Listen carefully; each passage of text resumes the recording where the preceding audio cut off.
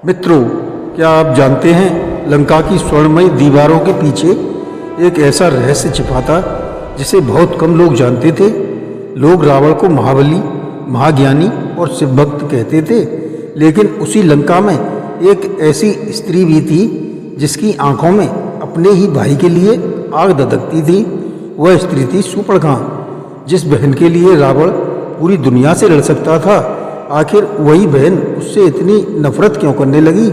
क्या केवल लक्ष्मण द्वारा नाक काटे जाने का अपमान ही इसका कारण था, या इसके पीछे कोई बहुत पुराना दर्द, एक ऐसा घाव था जिसे समय भी नहीं भर पाया?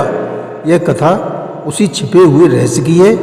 इस रहस्य को जानने के लिए बने रहें हमारे साथ इस कथा के अंत तक, और सब्सक्राइब कमेंट करके बेल आइकन दबाना न भूलें और शेयर अवश्य करें।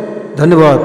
नमस्कार, मैं रणवीर सिंह लोटस एंटरटेनमेंट में आपका हार्दिक स्वागत करता हूं। मित्रों, बहुत समय पहले जब लंका अपने वैभव के चरम पर थी, तब वहां के महलों में एक चंचल कन्या की हंसी गूंजा करती थी। उसका नाम था मीनाक्षी। बाद में संसार उसे शूर्पणखा के नाम से जानने लगा। वह रावण, कुंभकर्ण और विभीषण की बहन थी। बचपन में वह सबसे अधिक रावण के करीब थी। रावण उसे अपनी आंखों का तारा मानता था। जब भी वह रोती, रावण अपने सारे काम छोड़कर उसके पास आ जाता। वह उसे कंधों पर बैठाकर पूरे महल में घुमाता। मेरी बहन कभी दुखी नहीं होगी, रावण गर्व से कहता। शूर्पणखा हंस पड़ती। उसे लगता उसका भाई संसार का सबसे शक्तिशाली और सबसे अच्छा भाई है। लेकिन समय हमेशा एक जैसा नहीं रहता। जैसे जैसे रावण बड़ा हुआ, उसके भीतर शक्ति की भूख बढ़ती गई। तपस्या, युद्ध, विजय और अहंकार ने धीरे धीरे उसको कठोर बना दिया। अब उसके लिए रिश्तों से ज़्यादा महत्वपूर्ण थी सत्ता। और यहीं से शुरू हुई शूर्पणखा के जीवन की सबसे बड़ी त्रासदी। एक दिन शूर्पणखा अपने महल से दूर समुद्र के किनारे घूमने गई। वहाँ उसकी मुलाकात एक युवक से हुई। वह कोई साधारण पुरुष नहीं था। उसका नाम था विद्युतजिह्वा। वह एक असुर कुल का वीर योद्धा था। उसकी आंखों में आग थी, लेकिन हृदय में करुणा। शूर्पणखा पहली बार किसी को देखकर ठहर गई। विद्युतजिह्वा ने मुस्कुराकर कहा, राजकुमारी होकर भी तुम इतनी उदास क्यों लगती हो? शूर्पणखा चौंक गई। किसी ने उससे ऐसा प्रश्न पहले कभी नहीं पूछा था। उसने दोनों काफी देर तक बातें करते रहे। धीरे धीरे मुलाकातें बढ़ने लगी। रावण को इस बात की भनक तक नहीं थी। विद्युतजिह्वा शूर्पणखा की शक्ति को नहीं, स्वतंत्रता का अर्थ समझाता था। राजमहल सोने का पिंजरा भी हो सकता है, वह कहता, और शूर्पणखा उसकी बातों में खो जाती। धीरे धीरे दोनों प्रेम में पड़ गए। जब रावण को यह पता चला कि उसकी बहन ने बिना उसकी अनुमति के किसी असुर से प्रेम किया है, तो उसका क्रोध भड़क उठा। सभा में उसने गर्जना की, लंका की राजकुमारी अपनी इच्छा से विवाह नहीं कर सकती। शूर्पणखा ने पहली बार अपने भाई की आंखों में प्रेम नहीं, अहंकार देखा। मैं उससे प्रेम करती हूँ, उसने बड़े साहस से कहा। सभा में सन्नाटा छा गया। रावण की आंखें लाल हो गईं। प्रेम? राजवंश की स्त्रियां प्रेम नहीं करती, वे राजनीति का हिस्सा होती हैं। शूर्पणखा का हृदय टूट गया। जिस भाई ने बचपन में उसकी हर खुशी की कसम खाई थी, वही आज उसकी जिंदगी का निर्णय अपने अहंकार से कर रहा था। लेकिन शूर्पणखा झुकी नहीं। उसने रावण की इच्छा के विरुद्ध जाकर विद्युतजिह्वा से विवाह कर लिया। वही यह क्षण था जब रावण के मन में पहली बार अपनी बहन के लिए कठोरता पैदा हुई। कुछ समय बाद रावण ने अपने साम्राज्य को और बड़ा करने के लिए कई राज्यों पर आक्रमण शुरू किए। एक दिन उसका युद्ध उसी क्षेत्र में हुआ जहाँ विद्युतजिह्वा रहता था। विद्युतजिह्वा ने अपनी भूमि की रक्षा के लिए युद्ध भूमि में कदम रखा। उसे नहीं पता था कि सामने उसका अपना साला रावण ही होगा। युद्ध भयंकर हुआ। रावण के सामने कोई टिक नहीं पाता था। उसका क्रोध प्रलय बनकर टूटता। विद्युतजिह्वा ने पूरी वीरता से युद्ध किया। उसने कई योद्धाओं को परास्त किया, लेकिन अंत में वह रावण के सामने आ गया। रावण ने उसे पहचान लिया और क्षण भर के लिए समय रुक गया। मार्ग छोड़ दो, रावण बोला। विद्युतजिह्वा ने उत्तर दिया, आज मैं केवल एक योद्धा हूँ। और अगले ही पल दोनों के बीच भीषण युद्ध शुरू हो गया। युद्ध के अंत में रावण का अस्त्र विद्युत जिब्या के सीने को चीर गया। धरती खून से लाल हो गई। जब यह समाचार शूर्पणखा तक पहुंचा तो वह पागलों की तरह युद्ध भूमि की ओर दौड़ी। उसने अपने पति को निर्जीव शरीर के रूप में देखा तो उसकी चीख निकल गई, जिससे आकाश कांप उठा।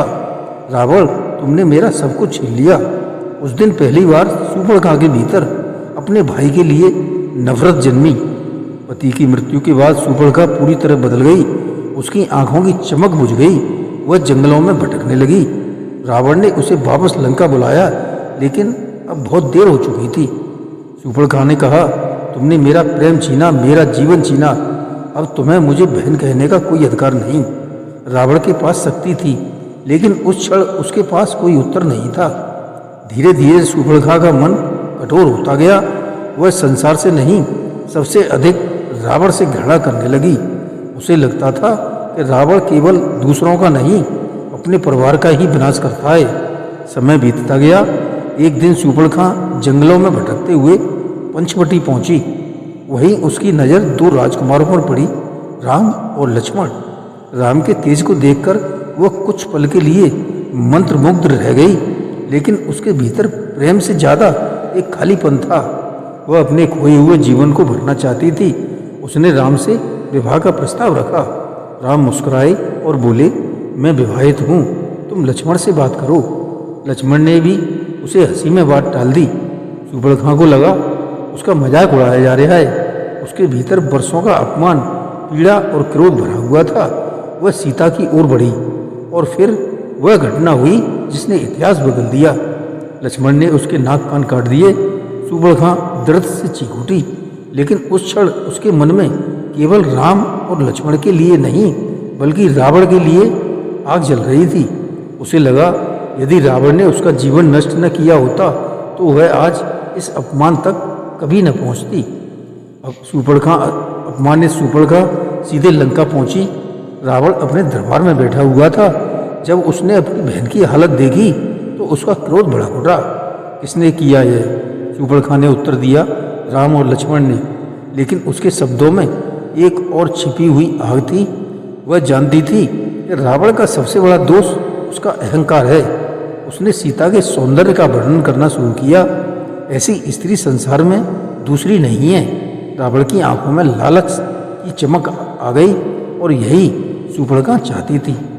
कुछ कथाओं के अनुसार शूर्पणखा केवल अपने अपमान का बदला नहीं चाहती थी, वह भीतर ही भीतर चाहती थी कि रावण का विनाश हो जाए, क्योंकि उसने उसके जीवन को नष्ट किया था।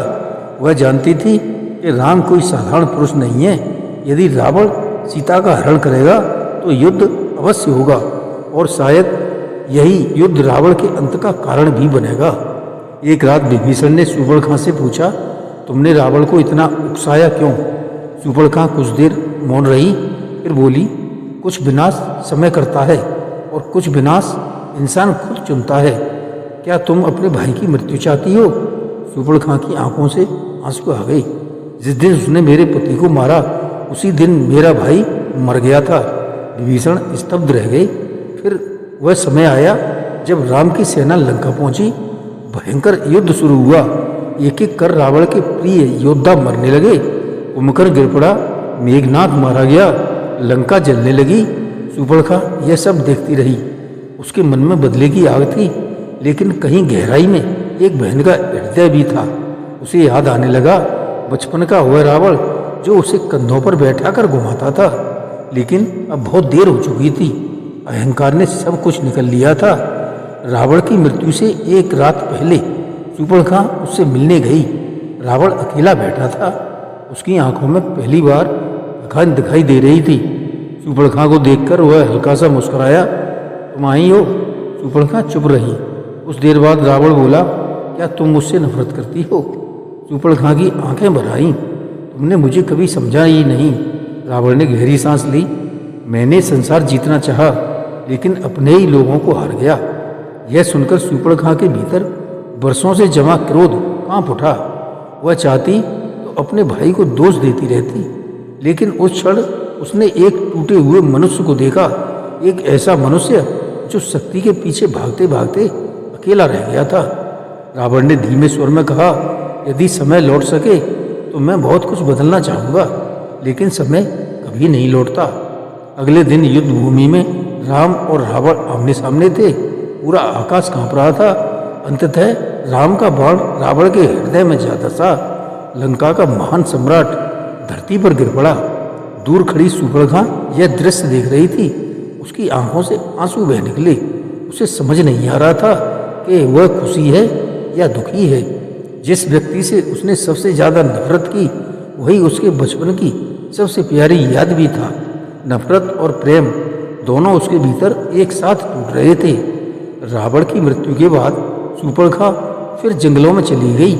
कहते हैं उसने अपना शेष जीवन तपस्या में बिताया। कुछ लोग कहते हैं कि वह अपने अपराध भोग से भाग रही थी। कुछ कहते हैं कि वह शांति को खोज रही थी। लेकिन एक बात निश्चित थी, शूर्पणखा की नफरत केवल अपमान की वजह से नहीं थी। उसके पीछे वर्षों का दर्द, टूटे हुए सपने और खोया हुआ प्रेम था। रावण ने संसार जीता लेकिन अपनी बहन का विश्वास हार गया और शायद यही उसकी सबसे बड़ी हार थी। यह कथा केवल रावण और शूर्पणखा की नहीं, यह उस अहंकार की कहानी है जो रिश्तों को निगल जाता है।